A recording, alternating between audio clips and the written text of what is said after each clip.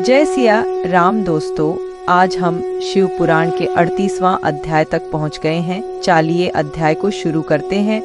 दधीचि क्षु विवाद। सूत जी कहते हैं, हे महर्षियों, ब्रह्मा जी के द्वारा कही हुई कथा को सुनकर नारद जी आश्चर्यचकित हो गए तथा उन्होंने ब्रह्मा जी से पूछा कि भगवान विष्णु शिव जी को छोड़कर अन्य देवताओं के साथ दक्ष के यज्ञ में क्यों चले गए? क्या वे अद्भुत पराक्रम वाले भगवान शिव को नहीं जानते थे?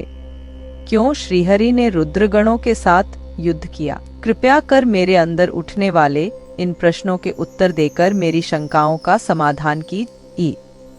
ब्रह्मा जी ने नारद जी के प्रश्नों के उत्तर देते हुए कहा, हे मुनि श्रेष्ठ नारद, पूर्व काल में राजा क्षु की सहायता करने वाले श्रीहरि को दधीचि मुनि ने शाप दे दिया था, इसलिए वे भूल गए और दक्ष के यज्ञ में चले गए। प्राचीन काल में दधीचि मुनि महातेजस्वी राजा क्षु के मित्र थे, परंतु बाद में उन दोनों के बीच बहुत विवाद खड़ा हो गया। विवाद का कारण मुनि दधीचि का 4 वर्णों ब्राह्मण, क्षत्रिय, वैश्य और शूद्र में ब्राह्मणों को श्रेष्ठ बताना था, परंतु राजा क्षु जो कि धन वैभव के अभिमान में डूबे हुए थे, इस बात से पूर्णतः असहमत थे। क्षु सभी वर्णों में राजा को ही श्रेष्ठ मानते थे। राजा को सर्वश्रेष्ठ और सर्ववेदमय माना जाता है, यह श्रुति भी कहती है, इसलिए ब्राह्मण से ज्यादा राजा श्रेष्ठ है। हे दधीचि, आप मेरे लिए आदरणीय हैं। राजा क्षु के कथन को सुनकर दधीचि को क्रोध आ गया। उन्होंने इसे अपमान समझा और क्षु के सिर पर मुक्के का प्रहार कर दिया। दधीचि के इस व्यवहार से मदमत्ते चूर क्षु को और अधिक क्रोध आ गया। उन्होंने वज्र से दधीचि पर प्रहार कर दिया। वज्र से घायल हुए दधीचि मुनि ने पृथ्वी पर गिरते हुए योगी शुक्राचार्य का स्मरण किया। शुक्राचार्य ने तुरंत आकर दधीचि मुनि के शरीर को पूर्ववत कर दिया।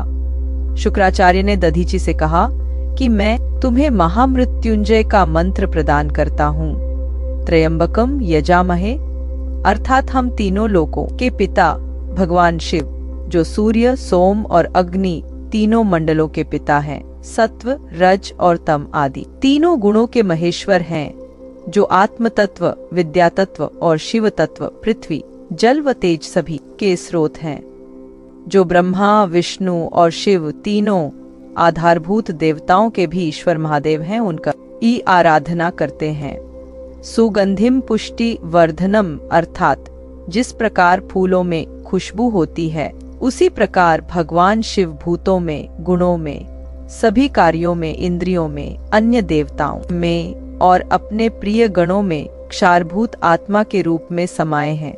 उनकी सुगंध से ही सबकी ख्याति एवं प्रसिद्धि है।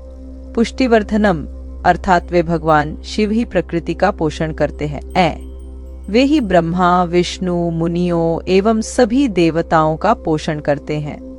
उर्वारुकमिव बंधना न मृत्योर्मुक्षीय मामृतात्, अर्थात जिस प्रकार खरबूजा पक जाने पर लता से टूटकर अलग हो जाता है, उसी प्रकार मैं भी मृत्यु रूपी बंधन से मुक्त होकर मोक्ष को प्राप्त करूं।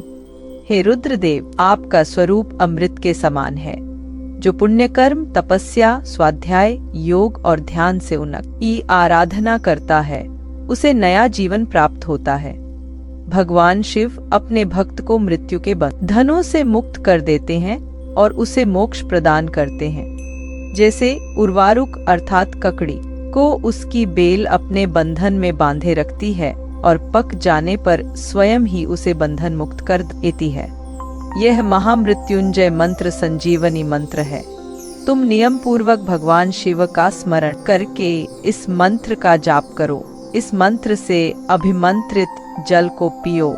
इस मंत्र का जाप करने से मृत्यु का भय नहीं रहता। इसके विधिवत पूजन करने से भगवान शिव प्रसन्न होते हैं। वे सभी कार्यों की सिद्धि करते हैं तथा सभी बंधनों से मुक्त कर मोक्ष प्रदान करते हैं।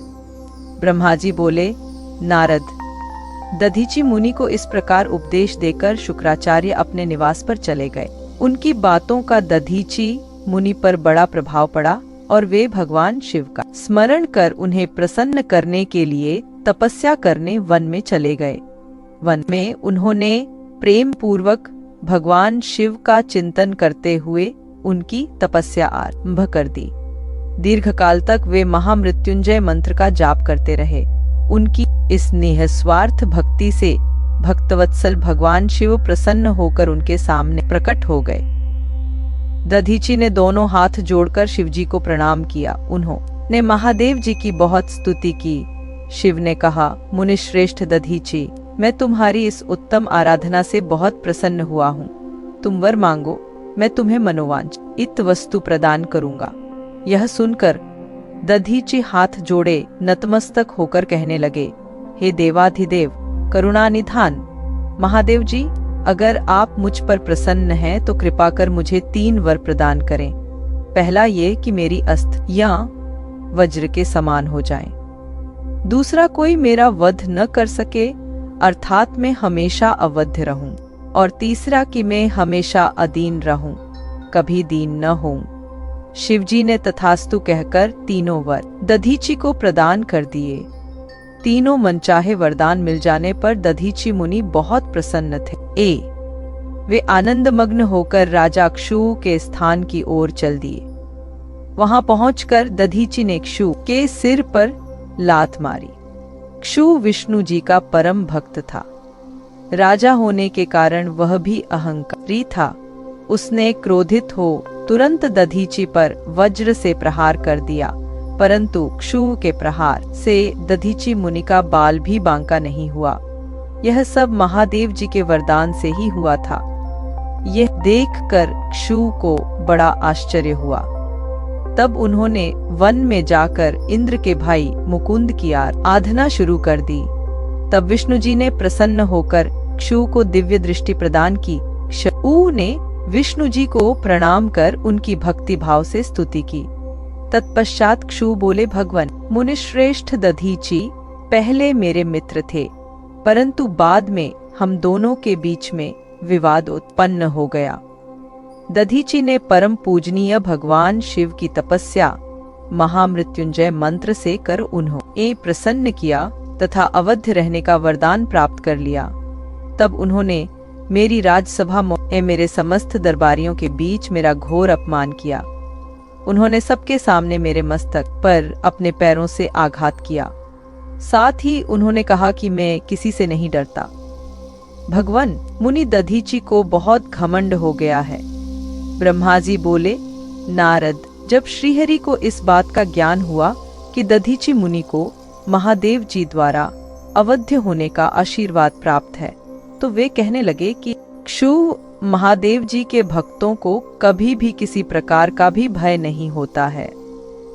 यदि मैं इस विषय में कुछ करूं तो दधीची को बुरा लगेगा और वे शाप भी दे सकते हैं। उन्हीं दधीची के शाप से दक्ष यज्ञ में मेरी शिवजी से पराजय होगी। इसलिए मैं इस संबंध में कुछ नहीं करना चाहता, परंतु ऐसा कुछ जरूर करूंगा जिससे आपको विजय प्राप्त हो। भगवान विष्णु के ये वचन सुनकर राजा चुप हो गए।